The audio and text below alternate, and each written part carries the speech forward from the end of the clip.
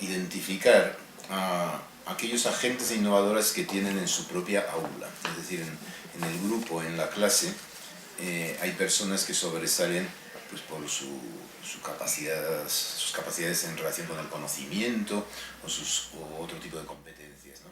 Pero también siempre suele haber personas que suelen ser más atípicas normalmente, pero que son innovadoras, es decir, que no suelen ser las más disciplinadas normalmente, ¿no? Entonces detectar a estas personas y prestarles una atención especial, ¿no? Es decir, en lugar de rechazarlas e intentarlas, por así decirlo, normalizar, pues tener un cierto reconocimiento con respecto a sus destrezas, sus habilidades hacia la innovación, esa capacidad de imaginar, de ser creativo, lo cual a veces implica enfrentarse a la autoridad. Esto sería un primer consejo. Y luego incluso también el recoger propuestas que les puedan hacer, sea estas personas o los propios estudiantes del aula, propuestas, comentarios, mejoras, es decir, hacer de manera informal, pero hacer sistemáticamente una recogida de outputs, es decir, cuáles son los outputs que la enseñanza en el aula genera, cómo percibe, me refiero, el estudiante lo que ha aprendido o lo que le ha sido transmitido. Esto se puede hacer de manera informal o también de manera formal, como sé que el Centro de Innovación Educativa del Politécnico lo hace, ¿no? Mediante encuestas, etcétera, etcétera, y ahí pues se genera realmente mucho conocimiento. Es decir, la idea central que yo suelo defender y exponer es que los usuarios generan conocimiento, ¿no? Los usuarios, teniendo los estudiantes como usuarios del sistema educativo, usuarios de un aula, usuarios de un programa, en la medida en la cual generan conocimiento, ese conocimiento es muy importante para la institución, porque si no es un conocimiento que se pierde, es decir, que conocimiento tácito, por decirlo en terminología de la gestión del conocimiento. Entonces, conseguir que los usuarios expliciten ese conocimiento, sea por vías formales o por vías informales, a mí me parece muy importante para mejorar los procesos educativos e ir incorporando esas nuevas modalidades de conocimiento al propio proceso educativo. En cuanto a la investigación ya, claro, eso ya se hace con metodologías estrictas, cuantitativas, formales, comparativas, ¿no? O sea que ahí yo poco podría aportar, ¿eh? O sea, yo creo que la investigación en el ámbito educativo ya tiene sus propias metodologías, está muy desarrollada, se hace bien, ¿no? En donde sí creo que se puede añadir algo, mejorar algo, es en las cuestiones de la innovación educativa.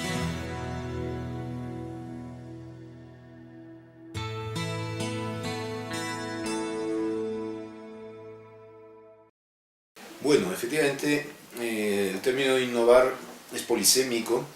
Yo propongo una concepción fuerte, diríamos, de la innovación, en donde la innovación implica ruptura, es decir, no es una innovación acumulativa, sino disruptiva, como se dice en la jerga de los estudios de innovación. Es decir, cuando de verdad ha sucedido algo que cambia las relaciones, en este caso dentro del aula, ¿no? Hay definiciones de innovación social, por ejemplo, en donde la innovación social es efectivamente un nuevo modo de afrontar o de resolver un problema social, pero se añade que cambia las relaciones sociales en el ámbito en donde se produce, ¿no? Bueno, pues en el caso del aula, de los espacios educativos o de aprendizaje en general, una innovación en el sentido fuerte de la palabra implicaría un cambio en las relaciones de los actores involucrados en ese espacio de aprendizaje. Por ejemplo, un cambio en la relación profesor-alumno, ¿no? O sea, entonces, un ejemplo típico pues es por parte del estudiante cuando de verdad ha aprendido algo, o sea, cuando de verdad, y son conocimientos que luego a veces se conservan durante toda la vida, ¿no? O sea, aquel profesor o aquella profesora, ¿no? que me enseñó matemáticas, o que me enseñó, qué sé yo, historia, o que me enseñó literatura, vamos a suponer, ¿no? O física, ¿no? O ingeniería.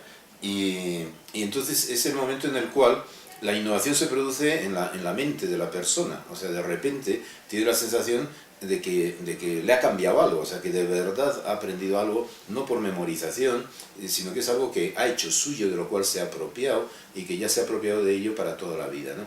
Entonces estos momentos a mí me parecen los momentos de la innovación en el sentido fuerte, disruptivo, mientras en cambio luego hay cambio es otra cosa, es un término ya mucho más suave, es decir, uno puede cambiar de curso, puede cambiar de asignatura, o sea, puede ir pasando, haciendo todos sus cursos, pero en realidad sin haber experimentado ninguna innovación en el sentido fuerte de la palabra, ¿no? El momento de la innovación es cuando uno, por poner un ejemplo, dice, bueno, pues ahora yo voy a estudiar tal materia, o voy a estudiar tal profesión, o voy a estudiar tal grado, tal licenciatura. ¿Por qué? Pues porque se ha interesado de repente enormemente por algo. A eso es a lo que yo creo que habría que llamar innovación educativa, en el sentido fuerte, una hard innovation, ¿no? Y luego la innovación más acumulativa, cambiante, que también es importante, o sea, hay que prestarle atención, pero a la otra, detectar la otra, estudiarla, analizarla, porque esa es la que de verdad marca. Esto implica una apropiación de lo innovado. O sea, por ejemplo, puede suceder en el ámbito tecnológico, cuando de repente uno ha aprendido a manejar, pues no sé, un automóvil, un coche, un carro, o ha aprendido a manejar, ha aprendido a andar en bici, ¿no? Y ya es una habilidad o ha aprendido a nadar, es una habilidad. Esas son innovaciones a lo largo de la vida, en el sentido de incremento de una nueva capacidad, una nueva habilidad, una nueva destreza, que a uno ya le cambia la vida o la relación consigo mismo, ¿no? Pues de la misma manera, cuando cambia la relación estudiante-profesor, tenemos innovaciones, pero por lo tanto, innovación no es solo cambio, sino cambio con modificación de las relaciones del espacio relacional en el aula.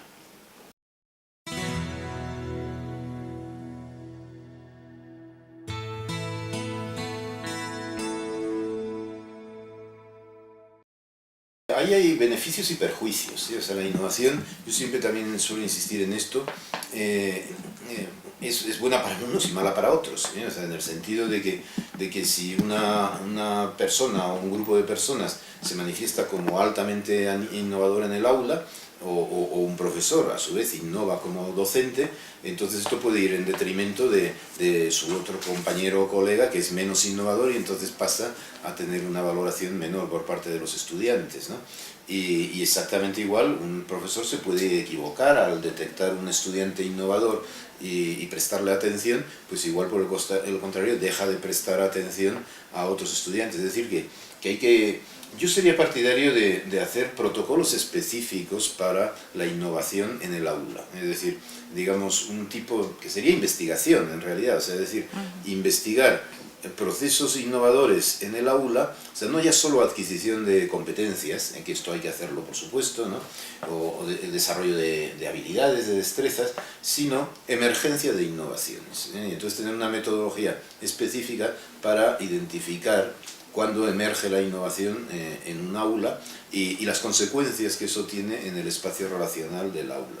Es decir, que ahí tenemos un ámbito de estudio más novedoso, si se quiere, en donde innovación e investigación se juntan, ¿no? O sea, cuándo y cómo emerge la innovación, qué conflictos genera. Normalmente la innovación siempre es conflictiva, o sea, y por lo tanto, y cómo se desarrollan esos conflictos y las consecuencias. Y entonces, y luego también un ámbito fundamental a analizar son las barreras a la innovación, o sea, digamos, qué dificultades encuentra una innovación. La mayoría de las innovaciones fracasan, ¿eh? O sea, los estudiosos de la innovación dicen que de 100 innovaciones fracasan 90, ¿eh? Lo que pasa es que las 10 resultantes, estas, si son, como digo, disruptivas o relevantes, ¿no? Estas son muy decisivas, cambian el mundo, ¿no? Cambian el microcosmos, ¿no? Entonces se requieren investigaciones, estudios y protocolos de estudio específicos para la emergencia de la innovación en el aula. surja del profesor, de un grupito de estudiantes, surja de un estudiante aislado o surja también pues, por introducción de una nueva tecnología o por introducción de un nuevo objetivo o de una reorganización del centro, ¿no? Pero siempre los procesos de innovación hay que medirlos, estudiarlos con una metodología específica.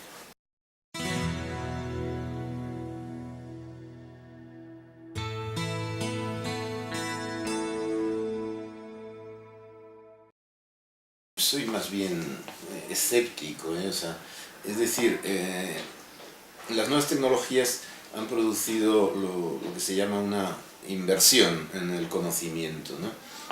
En el know-how, ¿no? En el know-how, en el saber cómo. Es decir, los estudiantes saben más que los profesores y más que sus padres y más que sus progenitores y que sus antecesores, ¿no?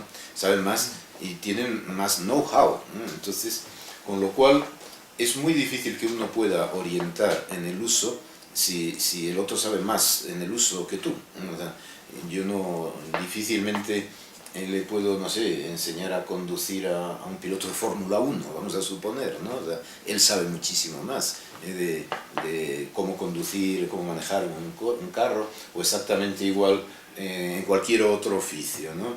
Es decir, los estudiantes son autodidactas en el uso de las nuevas tecnologías, por lo menos en España, ¿eh? O sea, en España, desde luego, son claramente autodidactas. Yo he dirigido tesis doctorales en el ámbito de los videojuegos, por poner un ejemplo. Entonces, los videojuegos, como están excluidos de la escuela, ¿no? Claro, pero sin embargo, los videojuegos, el éxito que tienen es inmenso, ¿no? La industria del videojuego ya supera a la del cine y a la música juntas, ¿no? Según los datos desde hace 2 años, esto ya. Entonces, la pasión, el interés que tienen los estudiantes por el videojuego es enorme. No hay aulas de videojuegos en general en las escuelas. Sí hay aulas de computadoras, pero son aulas de computadoras para aprender, no para jugar, ¿no?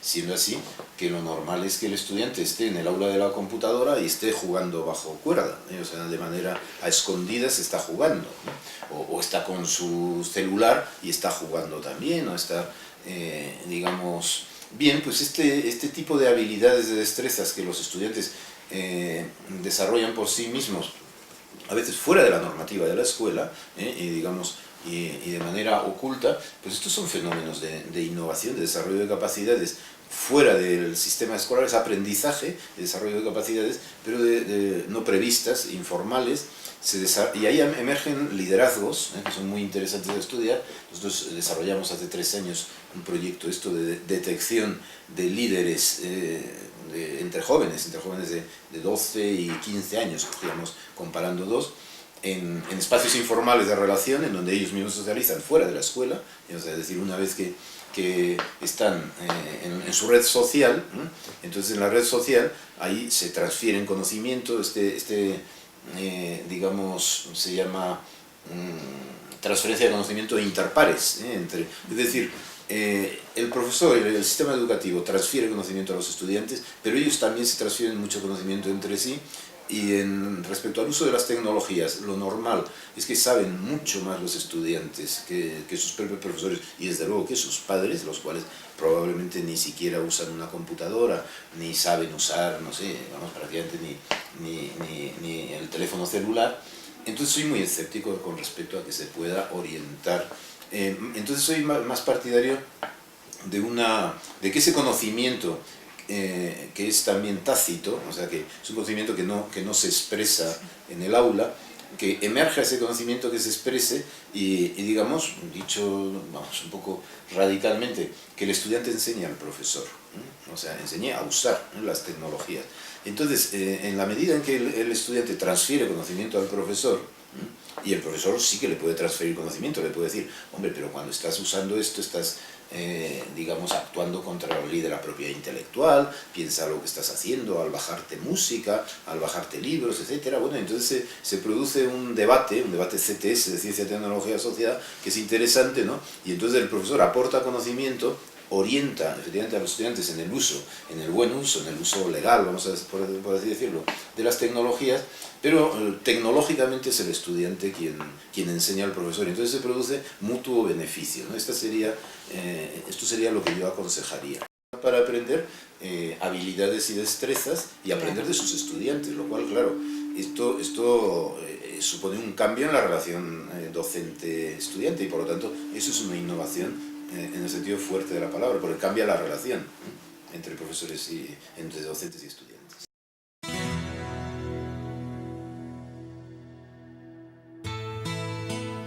La ciencia y la tecnología se introducen, yo soy muy partidario del enfoque CTS en las aulas, se introducen mediante ejemplos, casos prácticos, normalmente casos problemáticos, o sea, casos que plantean debate. Entonces, en lugar de transferir el conocimiento científico, de presentar el conocimiento científico como algo ya hecho, cerrado, elaborado y entre comillas perfecto, ¿no?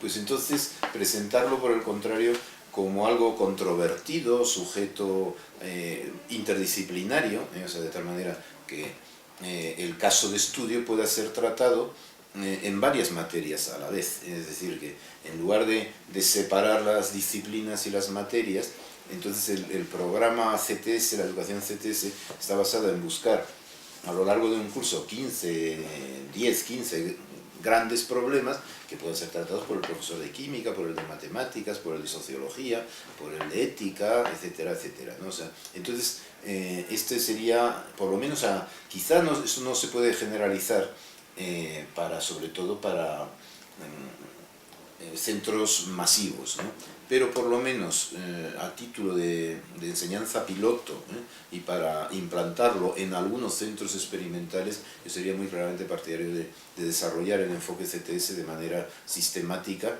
y luego medir sus resultados, bien entendido, y ver el grado de satisfacción que genera a los estudiantes, si se adquiere o no conocimiento.